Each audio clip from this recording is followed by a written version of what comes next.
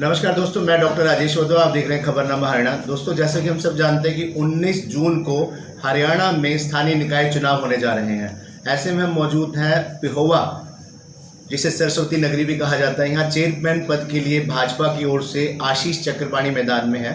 आशीष चक्रपाणी 1962 के बाद जो नगर पालिका बनी है पिहोवा में, शायद ही पहले ऐसे उम्मीदवार होंगे जो पहले कभी कोई चुनाव नहीं लड़े, ना पार्षद का, ना चेयरमैन का, ना विधायक का।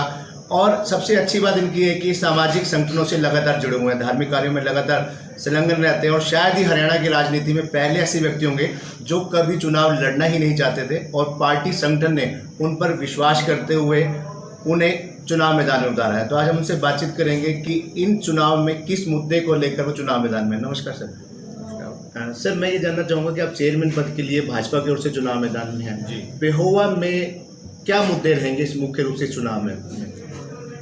देखिए, वो लगभग हर शहर के मुद्दे एक जैसे ही होते हैं, कोई विशेष विभिन्नता जो है मुद्दों में नहीं होती। पिहोवा शहर में भी वही मुद्दे हैं, खास तौर पे जो कचरा प्रबंधन है, सफाई की व्यवस्था है, सैनिटेशन है, और इसके अलावा जो नगर पालिका में कुछ कार्यों को लेकर जो त्वरित गति से कार्य होने चाहिए लोगों को। अक्सर लोगों की शिकायत रहती है कि उनके जिस भी कार्य से वो नगर पालिका में आते हैं तो वो कार्य जो है उनके समय से नहीं हो पाते। तो इस प्रकार की जो समस्याएं हैं उनका हम निदान करने का प्रयास करेंगे। आशीष जी, जैसे इस बार संगठन ने अलग अलग नगर पालिकाओं में जातिगत समीकरण को भी ध्यान में रखते हुए उम्मीदवार उतारे हैं, चाहे लाडवा में पंजाबी उम्मीदवार को दिया है, ऐसे ही पिहोवा में ब्राह्मण समाज को एक मौका दिया है प्रतिनिधित्व करने का। और आपके मुकाबले में अगर हम दो बात करें, दो पंजाबी समुदाय से उम्मीदवार चुनाव मैदान में उतरे हैं, तो ऐसे आपको क्या लगता है कि क्या इस चुनाव में जातिगत समीकरण का प्रभाव डालेंगे? नहीं, मैं ऐसा नहीं समझता कि किसी विशेष जातिगत समीकरणों को ध्यान में रखते हुए पार्टी नेतृत्व ने फैसला किया है।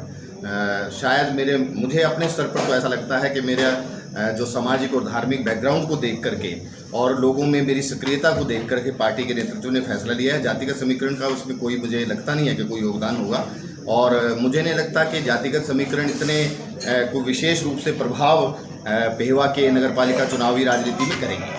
पिहोवा में जैसे लगातार विकास हो रहा है, सत्ता पक्ष के जितने भी उम्मीदवार हैं वो विकास की बात करते हैं कि जब से भाजपा सरकार आई है विकास हो रहा है, और विपक्ष जो है भ्रष्टाचार की बात करता है। तो ऐसे में लगता है कि पिहोवा में अभी भी कुछ ऐसे कार्य हैं विकास की दृष्टि से जो होने बाकी हैं।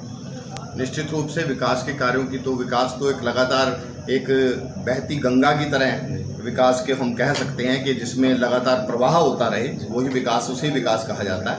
तो विकास की तो गुंजाइश हर समय होती ही है। तो यहाँ तक कि जो उन्नत देश हैं उनमें भी विकास की गुंजाइश होती है, और हमारा देश और हमारा क्षेत्र या हमारा शहर तो अभी पूरी तरह उन्नति के स्तर पर नहीं माना जा सकता कि पूरी तरह उठ पाया है। तो विकास की गुंजाइश तो यहाँ है, विकास कार्यों की आवश्यकता है, और विकास कार्य तभी हो पाते हैं जब वो समग्र रूप से हो, समन्वय हो उसमें। और मैं ये कहना चाहता हूँ कि क्योंकि केंद्र, राज्य और यहाँ का जो प्रतिनिधि हैं हमारे, वो एक ही पार्टी और एक ही उससे व्यवस्था से हैं, तो यदि चेयरमैन पद पर भी उसी व्यवस्था के एक पहिए के रूप में अगर उसको मुझे चुना जाता है तो शायद विकास की गति जो है वो और ज़्यादा अच्छे ढंग से हो पाएगी। पिहोवा में 17 वार्ड हैं, चुनाव में 12 दिन शेष हैं। तो ऐसे में चुनाव प्रचार अभियान किस प्रकार की, क्या रूपरेखा रहेगी?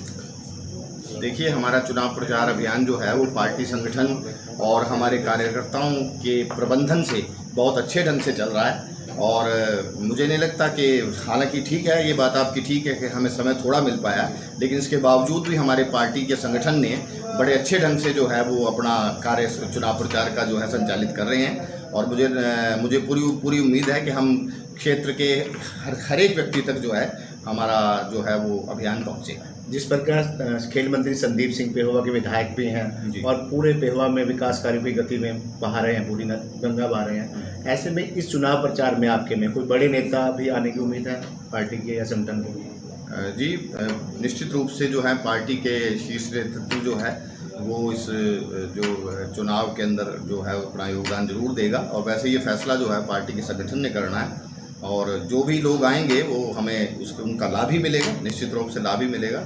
आशीष जी, मैं अंत में जानना चाहूँगा कि पिहोवा की जनता आशीष चक्रपाणी को ही अपना चेयरमैन चुने, क्यों चुने?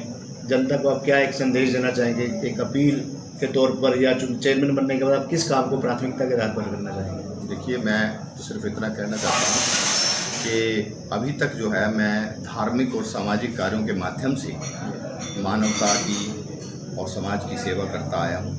तो अब मुझे ये अवसर पार्टी के नेतृत्व ने प्रदान किया है कि मैं राजनीति को सेवा का माध्यम बनूँ। तो मैं निश्चित रूप से, यदि पेहवा की जनता मुझे ये अवसर प्रदान करती है यहाँ चेयरमैन पद के रूप में चुनने के बाद, मुझे ये ताकत, ये अवसर प्रदान करती है, तो मैं निश्चित रूप से जो है पेहवा के समाज की सेवा करने का, पेहवा के नगर की सेवा करने का पूरा प्रयास करूँगा।